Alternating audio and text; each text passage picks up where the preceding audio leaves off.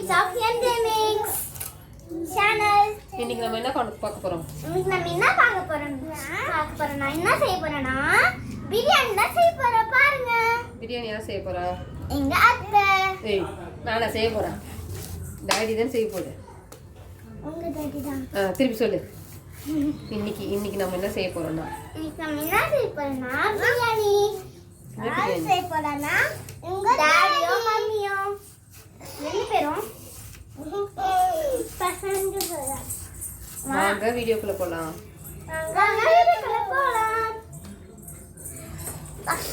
ஒரு டபரா எடுத்து அதில் தேவையான அளவு எண்ணெய் ஊற்றிட்டு 7 to 8 வெங்காயம் எடுத்திருக்கேன். அதை நீட்டில் வாக்கில் சீவிட்டு அதை போட்டுக்கோங்க. இந்த குவான்டிட்டி வந்துட்டு 8 to 10 பேர்கிட்ட சாப்பிட்லாம். அதுங்க குவான்டிட்டி தான் நான் செஞ்சுருக்கோம். இது கூடவே ஹோல் கரம் மசாலா, வெங்காயம் போட்ட பிறகு இந்த ஹோல் கரம் மசாலாவையும் கூட போட்டு வதக்கிக்கோங்க. வெங்காயம் நல்லா பொன்னிறமாக வர வதக்கிக்கோங்க நல்லா. இது கூடவே 5 பச்சை மிளகா, 5லேருந்து 7 பச்சை மிளகா, நான் 5 போட்டிருக்கேன். 5 பச்சை மிளகாவை அப்படியே போடுங்க. போட்டுட்டு அதையும் நல்லா வதக்கி விடுங்க. இது கூடவே கொத்தமல்லி, புதினா இது ரெண்டுமே போட்டுட்டு நல்லா கிளறி விடுங்க. ஃபஸ்ட்டு கொத்தமல்லி போட்டுங்க, அதுக்கப்புறமா புதினாவை தேவையான அளவுக்கு போட்டுக்கோங்க. போட்டுட்டு அதுவும் நல்லா வதக்குற அளவுக்கு நல்லா வதக்கிக்கோங்க. நல்லா வதங்கின பிறகு வெறும் மிளகாத்தூள் போட்டிருக்கேன் நான். வெறும் மிளகாத்தூள் போட்டு தேவையான அளவு போட்டுக்கோங்க. உங்களுக்கு காரத்துக்கு எவ்வளோ வேணுமோ அவ்வளோ போட்டுட்டு நல்லா வதக்கிக்கோங்க.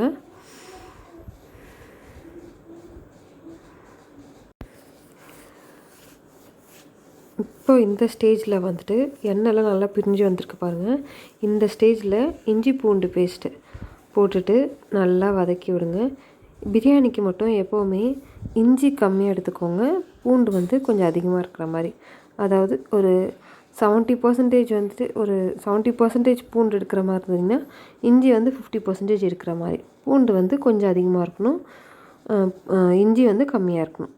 போட்டுட்டு நல்லா வதக்கி விட்டுனேங்க. இஞ்சி பூண்டு பேஸ்ட் போட்டதால் நீங்கள் அப்படியே விட்டுட்டிங்கன்னா கீழே அடி பிடிக்க சான்ஸ் நிறையா இருக்குது. அதனால கலரி விட்டுக்கிட்டே இருங்க. அதுக்கப்புறமா 5லேருந்து 6 தக்காளி, மீடியம் சைஸ் தக்காளினா 6 எடுத்துக்கோங்க. கொஞ்சம் பெரிய சைஸ் தக்காளியாக இருந்தால் 5 தக்காளி எடுத்துக்கோங்க. நீல வாக்கில் அதே மாதிரி கட் பண்ணிவிட்டு அதை போட்டுக்கோங்க. இந்த ஸ்டேஜில் போட்டுட்டு தேவையான அளவு உப்பு போட்டுட்டு இதையும் அது கூட நல்லா வதக்கிக்கோங்க. எல்லாம் நல்லா வதக்கிட்டு எல்லாம் நல்லா பிரிஞ்சு வர டைமில் தயிர், தேவையான அளவுக்கு தயிர் போட்டுக்கோங்க. இது கூட நான் வந்து கரம் மசாலா, பிரியாணி மசாலா எதுவுமே போடல. இப்படியே தான் நான் பண்ண போகிறாங்க. தயிர் போட்டு நல்லா வதங்கின பிறகு 1.5 கிலோ சிக்கன் எடுத்துருக்கோம். அந்த 1.5 கிலோ சிக்கனையும் எடுத்து உப்பு போட்டு மஞ்சள்தூள் போட்டு ஆல்ரெடி வாஷ் பண்ணி வச்சுருக்கோம். அதை வந்து இந்த ஸ்டேஜில் நாங்கள் போட்டுட்டோம். அதுக்கப்புறம் பார்த்திங்கன்னா இந்த பாஸ்மதி ரைஸ் இருக்கு இல்லையா, அது வந்து இந்த இது ஸ்டார்ட் பண்ணும்போதே நாங்கள் எடுத்து ஊற வச்சிட்டோம். அதே மாதிரி நீங்களும் ஊற வச்சுக்கோங்க. இப்போ அந்த சிக்கன்லாம் நல்லா வதங்கின பிறகு ஒரு 5 to 10 மினிட்ஸ் நல்லா விட்டிங்கன்னா அந்த சிக்கனில் இருக்கிற தண்ணியே கொஞ்சம் வெளியே வரும். அதிலேருந்து தேவையான அளவுக்கு தண்ணி ஊற்றிக்கோங்க. இது டபரான்றதால கொஞ்சம் கரெக்டாக வர மாதிரி ஊற்றிக்கோங்க. ஊற்றிட்டு நல்லா கலரிட்டு மூடி வச்சுருங்க. மூடி வச்சுட்டு ஒரு 5 to 10 மினிட்ஸ் கழித்து எடுத்து பார்த்திங்கன்னா கொதி வரும். கொதி வர டைமில் தான் அரிசி போடணும். கொதி வரதுக்கு முன்னாடி போடாதீங்க. அதுக்கப்புறமா சீக்கிரமாக தண்ணி வதஞ்சிச்சின்னா அடி பிடிச்சிக்கும். அதனால் கொதி நல்லா வந்த பிறகு அரிசி எடுத்து போட்டுக்கோங்க. இங்கே வந்து நாங்கள் ஒரு பெரிய கிளாஸ் இருக்கும். அந்த பெரிய கிளாஸில் 5 டம்ளர் போட்டிருக்கோம். அதாவது இந்தியா கேட் அரிசி 1 கிலோ அரிசி இருக்கு இல்லையா, அது ஃபுல்லாகவே யூஸ் பண்ணியிருக்கோம். 10 பேர் சாப்பிட்லாம். இது தாராளமாக சாப்பிட்ற மாதிரி இருந்தால் 8 to 9 பேர் சாப்பிட்லாம். இப்போ லேடிஸ்லாம் சாப்பிட்றாங்கன்னா ஒரு 10 பேர் சாப்பிட்லாம். ஜென்ட்ஸ் மட்டும் சாப்பிட்றாங்கன்னா ஒரு 8 பேர்கிட்ட சாப்பிட்லாம். அதை போட்டுட்டு லைட்டாக கிளறி விடுங்க. அரிசியெல்லாம் எதுவுமே உடையாத மாதிரி பொறுமையாக கிளறி விடுங்க.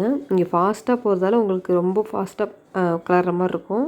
ஆனால் கொஞ்சம் பொறுமையாக கிளறி விடுங்க. கிளறி விட்டுட்டு தட்டை போட்டு மூடி வச்சுருங்க. தட்டு போட்டு மூடிட்டு மேலே வெயிட் ஏதாவது வச்சு விடுங்க. அந்த இதுலேயே அது நல்லா வெளியே காற்றெல்லாம் ஸ்டீம் எதுவும் போகாத மாதிரி உள்ளே வச்சிட்டிங்கன்னா அது நல்லா காற்றுல இருக்கும். ஒரு 10 மினிட்ஸ், ஒரு 5 மினிட்ஸ் கழித்து பார்த்திங்கன்னா கொஞ்சம் தண்ணி வதங்கி இருக்கிற மாதிரி இருக்கும். அப்போ வந்துட்டு மீதி இருக்க புதினாவை எடுத்து மேலே ஓட்டமாக தூவி திருப்பி க்ளோஸ் பண்ணி டம் போட்டு வச்சுருக்கோங்க. இப்போ வந்துட்டு ஃபுல்லாகவே ஸ்லோவில் வச்சுருங்க. ஸ்லோவில் ஒரு 5 மினிட்ஸ் ஸ்லோவில் வச்சுட்டு அதுக்கப்புறமா 5 மினிட்ஸ் கழிச்சிட்டு ஆஃப் பண்ணிவிட்டு அந்த வெயிட் இருக்கு இல்லையா அது மேலே வச்சுக்கோங்க. ஒரு 10 மினிட்ஸ் கிட்ட அந்த ஆவிலேயே நல்லா வெந்துடும். வெந்துட்டு ஓப்பன் பண்ணி பார்த்தீங்கன்னா பிரியாணி ரெடி. இப்படி தான் இருக்கும் பிரியாணி. நிஜமாகவே சூப்பராக இருந்ததுங்க. எங்கள் அண்ணன் பண்ணதால் நான் சொல்லலை, பட் டேஸ்ட் நல்லா தான் இருந்தது. நீங்களும் ட்ரை பண்ணி பாருங்கள், கண்டிப்பாக உங்களுக்கும் நல்ல ரிசல்ட் கிடைக்கும். இங்கே பாருங்கள், நான் கிட்ட வந்து காட்டுறேங்க. இது கூட தயிர் பச்சடியோடு சேர்ந்தோம். எங்கள் அண்ணன் இவர் தான் செஞ்சார் இந்த பிரியாணியை. இன்னும் கொஞ்சம் டேஸ்ட் கொடுக்கறதுக்காக நெய் ஊற்றுறாங்க. நெய் ஊற்றிட்டு அப்புறமா தான் கலர்றாங்க. அது வரைக்கும் கலரில் நெய் ஊற்றிட்டு கலக்கிறாங்க. அங்கே பாருங்கள், மேலாப்பில் அப்படி ஒரு திருப்பு, இப்படி ஒரு திருப்புனிங்கன்னா biryani ready. Chicken biryani ready ஆகிடுச்சு. பாருங்கள் எவ்வளோ உதிரியாக இருக்குது பாருங்கள். அரிசியெல்லாம் ஒரு அரிசி கூட உடையலைங்க. நிஜமாகவே நல்லா இருந்தது. ஜூஸியாகவும் இருந்தது. சிக்கன்லாம் நல்லா வெந்திருந்தது. அந்த ஜூஸினஸ் மாதிரி ரொம்ப ட்ரையாலாம் இல்லை. சிக்கன்லாம் கொஞ்சம் நல்லாவே ஜூஸியாக இருந்தது. நீங்களும் ட்ரை பண்ணுங்கள். பசி எடுக்குது, நாங்கள் போய் சாப்பிட வரோம். டேட்டில் போய் வச்சோன்னே பாருங்கள் எப்படி இருக்குது. லைக் பண்ணுங்கள், ஷேர் பண்ணுங்கள், சப்ஸ்கிரைப் பண்ணுங்கள். பாய்.